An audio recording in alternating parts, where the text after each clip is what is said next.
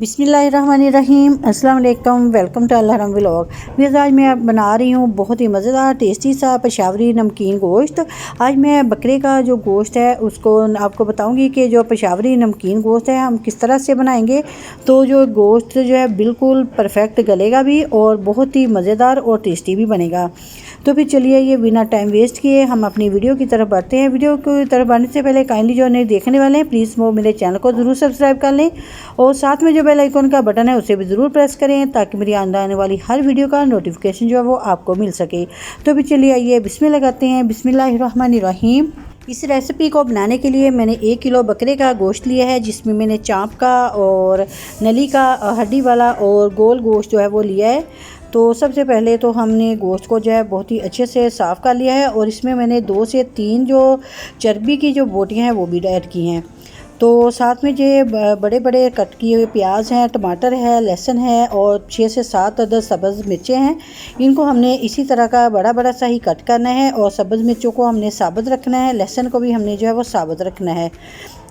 तो सबसे पहले हमने क्या करना है कि कुकर ले लिया है। मैं ये रेसिपी जो है कुकर में बना रही हूँ। वैसे तो ये रेसिपी हांडी में भी बना सकते हैं, मिट्टी की हांडी में, लेकिन अगर हमें बहुत ज़्यादा जल्दी है तो हम इसे कुकर में भी बना सकते हैं। तो इसको मैंने ऐड करने के बाद गोश्त को इसके अंदर नमक 1 टेबल स्पून जो ऐड किया है और इसमें जो सबसे पहले मैंने टमाटर ऐड किए, प्याज ऐड कर दिया, सब्ज़ मिर्चें और लहसुन, इन सारी चीज़ों को हमने इसके अंदर ऐड कर दिया है। मैं इसके अंदर ऐड करूँगी पानी में इसके अंदर 1.5 गिलास ऐड करूँगी क्योंकि ये रेफ्रिजरेटर के अंदर रखा हुआ गोश्त है। अगर ताज़ा गोश्त है तो इसमें कम पानी डलेगा। तो आप अपने गोश्त के हिसाब से जो पानी है वो ऐड करें। तो अब इसे अच्छे से हमने मिक्स कर देना है और कुकर को हमने फिर कर देना है बंद। नमक को हमने बिल्कुल अच्छे से मिक्स करना है। अब मैं इसके अंदर बिल्कुल थोड़ी सी जो हल्दी है वो ऐड करूँगी। वैसे तो नमकीन गोश्त के अंदर हल्दी जो है वो कम ही ऐड करते हैं, लेकिन मैं इसके अंदर थोड़ी सी जो है वो ऐड ज़रूर करूँगी। तो अब मैं कुकर को बंद कर दूँगी। पहले मैं इसे तेज़ फ्लेम के ऊपर जो है पकाऊँगी। तकरीबन 2 से 3 मिनट कुकर चलने के बाद हम इसे तेज़ फ्लेम के ऊपर पकाएँगे। तो उसके बाद हमने इसकी जो फ्लेम है बिल्कुल लो कर देनी है। लो करने के बाद अब हम कुकर को ऐसे ही बंद करके तो तकरीबन 1 घंटे के लिए पड़ा रहने देंगे ताकि जो गोश्त है वो बहुत ही अच्छे से गल जाए। तो सीटी जो है वो आप देख सकते हैं बिल्कुल बंद है और अब मैं इसे ओपन करती हूँ। इसकी जो हवा है वो मैंने सारी निकाल देनी है, इसकी जो भाप है, स्टीम वगैरह। तो फिर हमने कुकर को ओपन करना है। माशाल्लाह जी आप देख सकते हैं पानी खुश्क हो चुका है और गोश्त भी बहुत ही अच्छी तरह से गल चुका है। अब मैं इसे भूनने के लिए कढ़ाई के अंदर जो है वो ऐड करूँगी क्योंकि कढ़ाई के अंदर जो गोश्त है वो बहुत ही अच्छे से भून जाएगा। तो अब मैंने कढ़ाई के अंदर थोड़ा सा ऑयल जो है वो ऐड कर दिया है। मैंने ऑयल थोड़ा ऐड किया है क्योंकि मैंने जब गोश्त को रखा था उसके अंदर मैंने 2 से 3 बोटियां जो चर्बी की थी वो भी ऐड की थी। तो इसलिए अब मैं इसके अंदर जो ऑयल है वो कम जाएगा। तो ऐसे ही सारा गोश्त जो हमने इसके अंदर कढ़ाई के अंदर जो वो डाल दिया है। अब मैं इसे बहुत ही अच्छे से भून लूँगी। अभी भूनने से पहले हम एक काम करेंगे, वो है कि जो हमने टमाटर डाले थे बड़े बड़े ऐड किए थे, तो इसके जो छिलके हैं वो हमने ऐसे निकाल देने हैं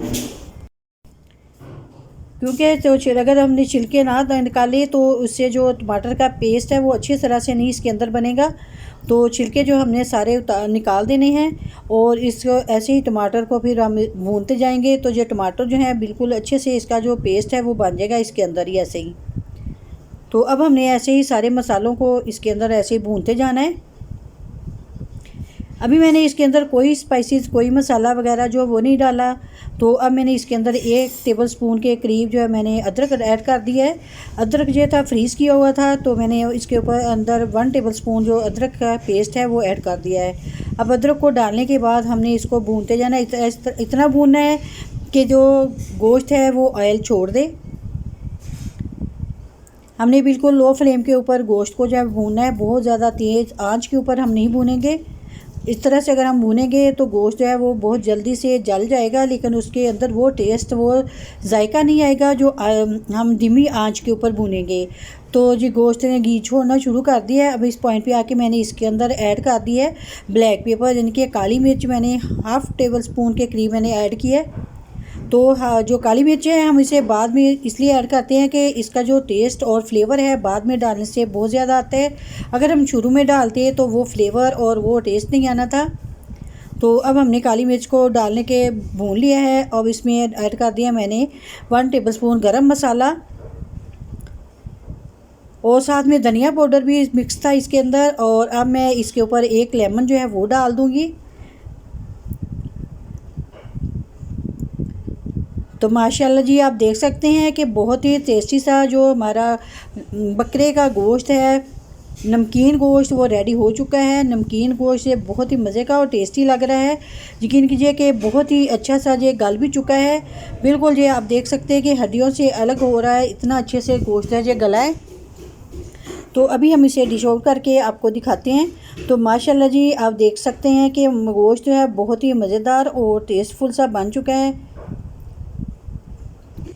गोश्त जो है बहुत ही अच्छा सा गला हुआ है और आप इसकी फ़ाइनल लुक जो है वो देख सकते हैं। तो माशाल्लाह जी आप देख सकते हैं कि घी कितना अच्छा सा जो है परफेक्ट सा जो वो बाहर निकल रहा है।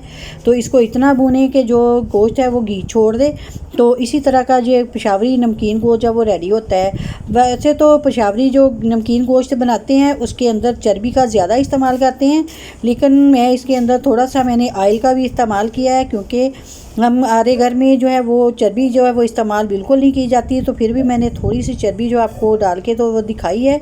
तो इसलिए आप चाहें तो पूरी चर्बी जो है वो भी डाल के तो बना सकते हैं, तो उसके साथ भी इसका टेस्ट बहुत अच्छा सा आएगा। अगर आपको मेरी आज की वीडियो जब पसंद आई तो प्लीज़ लाइक करें, शेयर करें और चैनल पे जो नए हैं प्लीज़ वो मेरे चैनल को सब्सक्राइब करें और साथ में जो बेल आइकन का बटन है उसे ज़रूर प्रेस करें। और इसके साथ ही मुझे दीजिएगा इजाज़त, अपनी दुआ में याद रखिएगा। अल्लाह हाफिज़।